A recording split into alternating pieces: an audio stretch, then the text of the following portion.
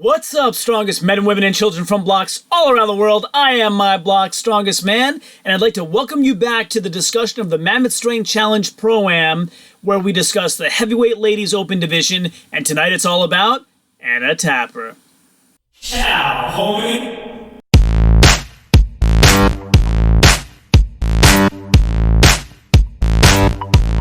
Welcome back to My Block's Strongest Man, where we bring strongman into the mainstream by discussing all of the latest strongman events in the greatest analytic detail that you'll find anywhere on YouTube. We also show you how to replicate some of those events at a smaller scale with objects all around you in your own home. If you haven't done so yet, subscribe to this channel so you get notified of all of the latest videos that I release 4 times a week for your viewing pleasure. Make sure to comment below whether you agree or disagree with my videos. I love the engagement and I respond to every single comment. Now on to today's topic.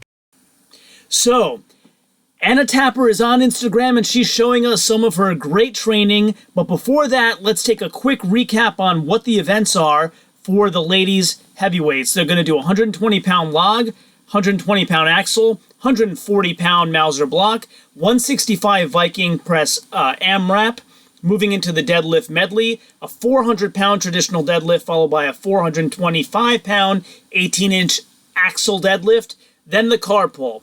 Farmer's frame is 225 pounds per hand on the farmers, out 50 feet back with a 450-pound frame. Stone medley is a 160-pound natural stone, a 170-pound Atlas stone, a 200-pound Mauser block, and a 225-pound Husafeld stone. The tire flip is bigger, biggest, 450-pound tire to start, moving on to a 500-pound tire, and then a 600-pound large tire to end off with. So, taking a look at Anna Tapper's Instagram, we can see some of her training, and I love these 18-inch deadlifts where you lift like the whole jack with it.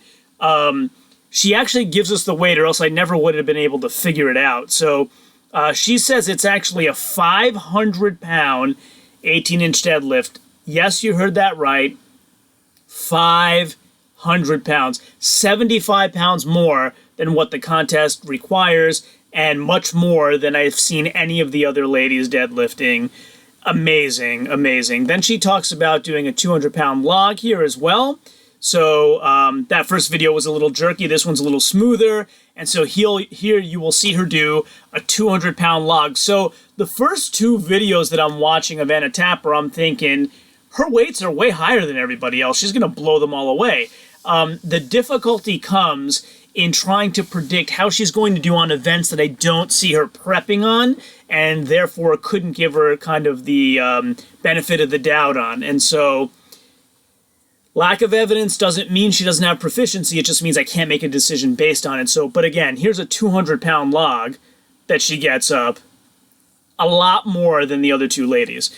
So, if we keep going, we see other really big deadlifts. Here's a 405 traditional deadlift. So she had 500 on the 18-inch, 405, and she does have a hitch here. So this is what I was talking about in my Jillian Phillips video, where Jillian did 405 without a hitch, and then Alila Worley did 400 with a hitch. And so that's kind of what I was comparing. They're all very close to each other in weights, but I was looking at how difficult it was for each one. So if we scroll through some more, let's see if we can find some more evidence of her lifts. And then here she's doing some deadlifting with bands. So it's 430 at the top. And it gets very difficult at the top because bands, as you know, cause more resistance the more you stretch them, which on this deadlift will be at the top of the movement. So you'll see her struggle at the top of the movement, but 430 is really heavy for a traditional deadlift.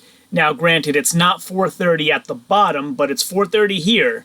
And, you know, that's quite a lot more than what her 1 rep max was without bands. Scrolling through some more, let's see what we have here. 200-pound. These are going to be either push presses or strict presses, but there won't be presses off of a rack at the competition, so we'll skip through that one. And then this is a stone to shoulder, which is different from what will happen at Mammoth, the race with the stone. So we can go through that. But she, demonstrates a good ability to get heavy stones up. Then here, this is back over a year ago, so probably unfair to go back this far. But as you can see, she has a good pedigree of lifting, you know, heavy axles overhead and for deadlifts. So that's the evidence that I have. Going back to our calculations for Anna Tapper. So if we go look at her overhead pressing first, she had that big 200-pound log. That makes her the best log presser by a good margin. Axle press, I didn't see her do an overhead axle press, but I gotta believe if she's that far above the other two ladies in log, she will be in axle as well. So I'm giving her the benefit of the doubt without any evidence there, which I don't like to do, but I think the margin is enough there. Mauser block, I didn't see her do. I think she has a lot of overhead pressing power. Alila Worley did a Mauser and is practicing, so I have to say she'll be the best at that portion of the medley. But I think Anna Tapper is going to be second, and then Jillian Phillips third, just because Anna Tapper's overhead pressing power is amazing. And a Mauser block isn't necessarily a neutral grip like a log, but it kind of is, right? It's like open-handed of the same type of grip. So I got to give her second place there, even without seeing her practice it. Viking, I think she's going to win. This is a tough call because I think Alila Worley coming up from the lower weight classes may have a speed advantage, and this is a multi-rep event. So she could possibly win it. It's difficult to decide. I'm going to give Anna Tapper the benefit of the doubt again for that neutral grip type overhead pressing power. I think she'll take this too. So taking those four components together, I think she wins the overhead medley.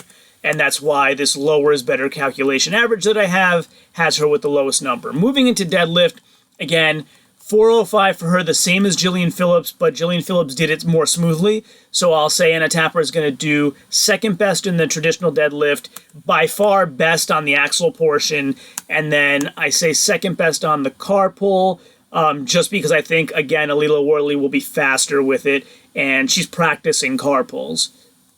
Moving on to the farmers, I haven't seen Anna Tapper do any farmers or frame, not to mean that she isn't, I just don't see them. And not to mean that she's not good at them, but again, need some kind of evidence to point me. So I'm going to make her third on those events. She is, you know, she is like solidly a heavyweight, unlike Alila Worley, who seems to be coming up in weight. So I just think Alila is going to be faster. So we'll make Anna Tapper third there. Stone medley, I didn't see her practicing at all, so I have to make her third. She had that one stone to shoulder, but that was quite a while ago, and it wasn't a running event. In fact, I didn't see her doing really any running events, which makes it difficult to judge those particular things. And then tire flip, I'm going to say she's second just based on her strength in the other events. I didn't see her doing tire flips at all. So how does that break down to the overall placings? Now, as you noticed, I had to make quite a few assumptions, so this might be off, but I have her coming in second. Second place with 10 points, Anna Tapper. So she gets 3 points for winning the overhead medley and for winning the deadlift medley.